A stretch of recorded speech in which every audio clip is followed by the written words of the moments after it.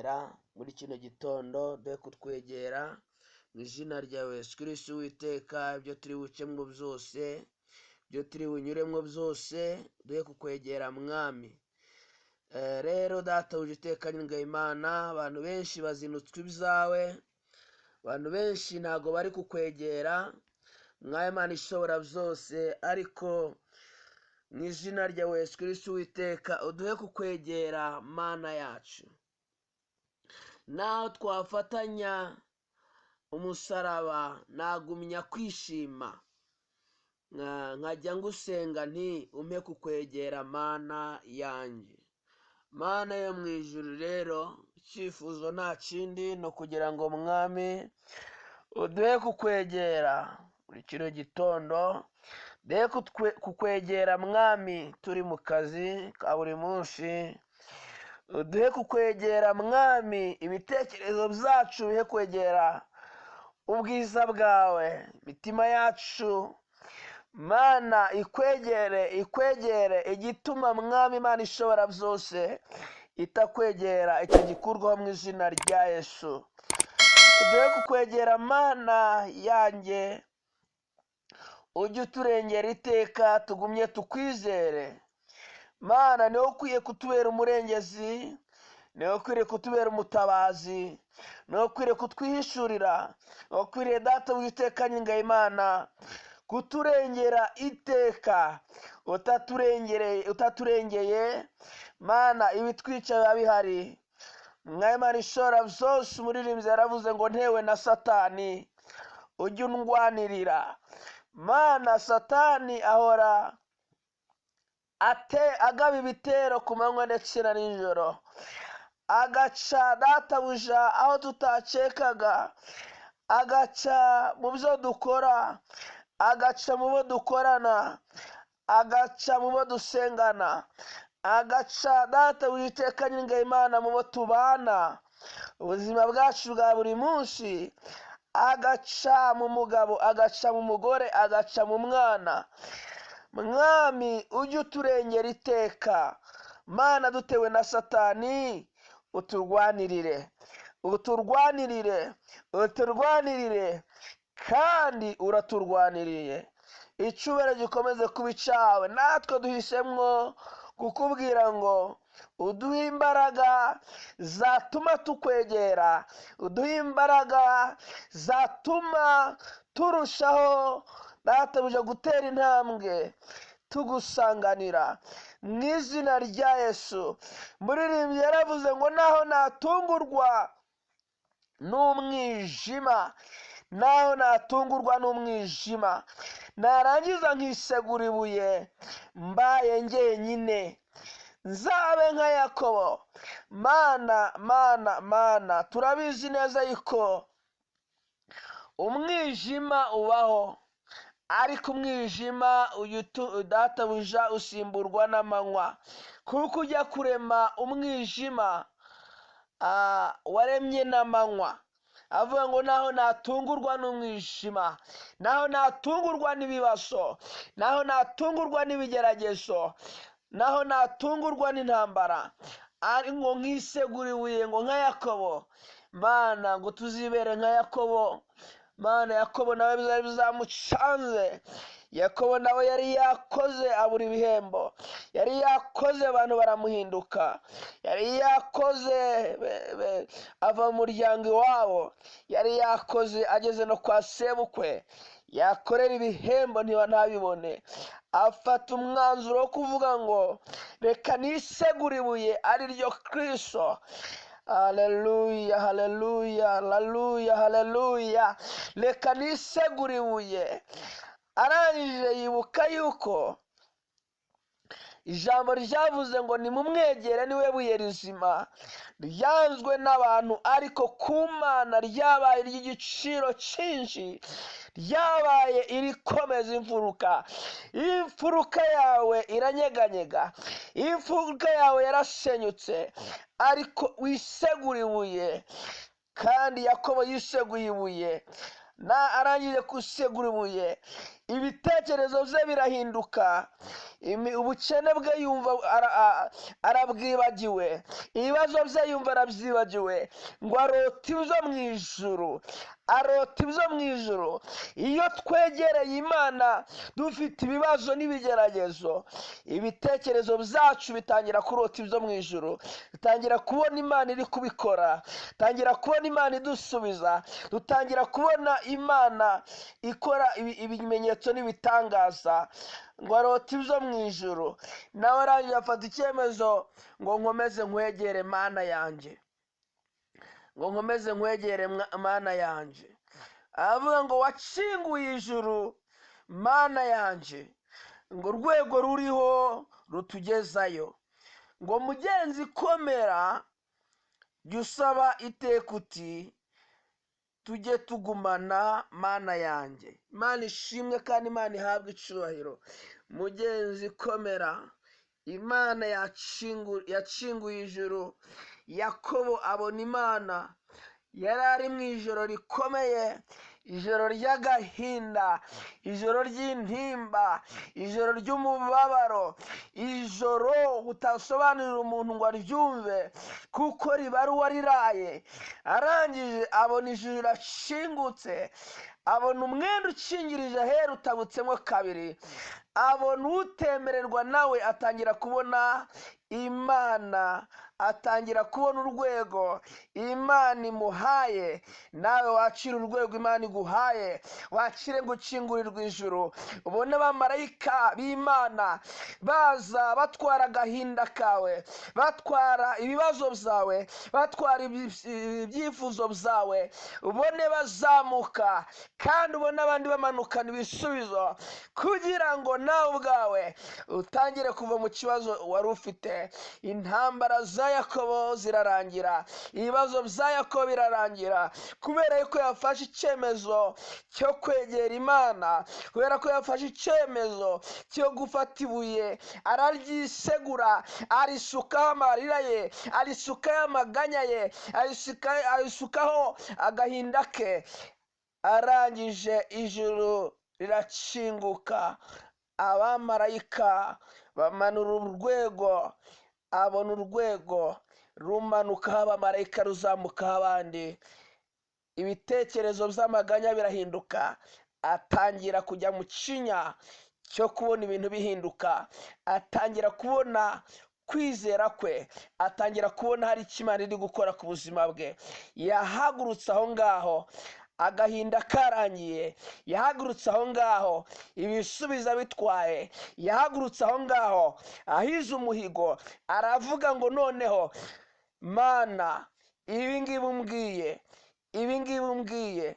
Yakobo uyu nguyu yari yaciranye na marayika, acirana nawe, aravuga ngo sinkurekura utampaye umugisha. Marayika baracirana, marayika aramubaza ngo wa mugabo we witwa nde? Arangije aramubwira ngo nitwa Yakobo. Marayika arangije aramubwira ngo umva, ntabwo ukitwa Yakobo ukundi, kuko ntabwo ukiri umuriganya, kuko waciranyije Imana n'abantu ukanesha, ahubwo ngo uhinduriye izina, mpinduye amateka yawe, mpinduye ubuzima bwawe, mpinduye umuryango wawe, nguhinduye ishyanga, nguhinduye izina, witwa Isiraheli, ni wowe amahanga azakomokaho. La tuteketo ya sisefa raraba lele shikatu ya sisefo, witwa Isiraheli, witwa ubwoko bw'Imana, witwa watoranijwe, witwa wahawe umugisha, witwa uwababariwe, witwa amazina mabi abantu bakwise cyangwa se ababyeyi bakwise, Imana irayahindura kuko wayegereye ukayisenga, ukisegura ibuye, ugatakamba kugeza igihe ijuru riri bukinguke, kubera yuko watitirije Imana. Umupfakazi yacitirije umucamanza ngo ntabwo yubahaga Imana nubwo yubahaga abantu, ahubwo umupfakazi nawe akabibya arabizi neza, arangije akajya ahora aza mu rugo rwe amusaba kumurengera, amusaba kumutabara. Umucamanza arangije aravuga ngo nubwo ntubaha Imana kandi sinubahe n'abantu, ariko kuko undembeje, kuko uhora uza aha ngaha, kuko watitirije, kuko utacitse intege, nanjye ndakurengera kubera yuko wahoze uza imbere yanjye. Kandi ijambo rikatubwira ngo none si ubwo bimeze utyo kuri uwo mucamanza utubaha Imana n'abantu, none Imana y'ubwayo ntizabura kuturengera twebwe? Ntabwo izarengera intore zayo z'Imana ziyitakira ku manywa na nijoro? Rero Imana ifite ububasha, ifite ubushobozi. Iyo wayizeye ntago ukorwa n'isoni, kuko Imana itanga umugisha. Umugisha w'Imana ni umugisha uva mu ijuru, umugisha w'agakiza, umugisha w'amahoro, umugisha w'ibyishimo, umugisha w'ingeso nziza, umugisha wo guhinduka k'umuntu, umugisha wo kuzura umwuka wera, umugisha wo guhabwa impano z'Imana, umugisha utabona aho ugura mu isoko, kubera yuko Uwiteka ari Imana itanga umugisha wo mu ijuru. Letute keto yashishe faya. Imana imanura imbaraga zigakiza abarwayi. Imana imanura imbaraga igahembura abamaze kubura uko bagenza. Imbaraga z'Imana n'umugisha w'Imana uva mu ijuru. Imana yabwiye Abisirayeli bashakishije umugisha, barangira aravuga ngo Mana dutabare. Imana imanura mano ziva mu ijuru, babona ubutabazi buvuye mu ijuru, bararya baranywa kubera yuko Imana yabitegetse. Umugisha wo mu isi, Imana buri muntu wese yamuremye imushyira ku isi, yaremye buri kimwe cyose kizamutunga. Kandi iyi si buri wese Imana yamuremye mu ishusho yayo. Niyo mpamvu rero ibigubeshaho, ibigutunga byose Imana yabigushyiriye hano ku isi, ariko Satani araza arakurwanya, araza gukoresha icyaha kigutandukanya n'imigisha y'Imana. Ariko iyo wihannye ukava mu byaha, Imana itangira kukugirira icyizere, kavuga ngo mwana wanjye, ngo uhaye umugisha utarimo umuvumo, utarimo umubabaro, kuko umugisha Imana yaremeye hano ku isi, Imana yawuhaye buri muntu wese. Ahubwo abantu ndetse na Satani nibo bagenda birukana abantu Imana yaremye ibafiteho umugambi mwiza. Niyo mpamvu rero ushobora kuba utarabonye umugisha uvuye ku babyeyi bawe, cyangwa se kuri papa wawe, cyangwa se kuri mama wawe. Aho ngaho nabo ugasanga nabo ubwabo nta mugisha bafite, ariko ni kubw'impamvu z'icyaha, ntago, cyangwa se kubw'impamvu z'abanzi.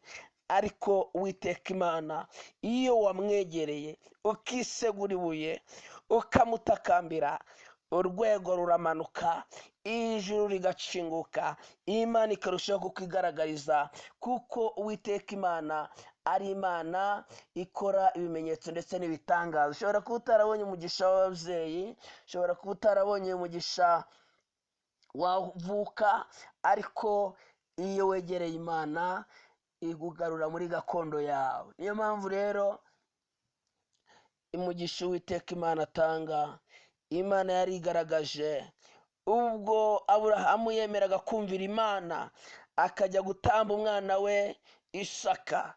Imana yerekanye ko ari Imana itanga, kandi yerekana yuko ari Imana ikiza.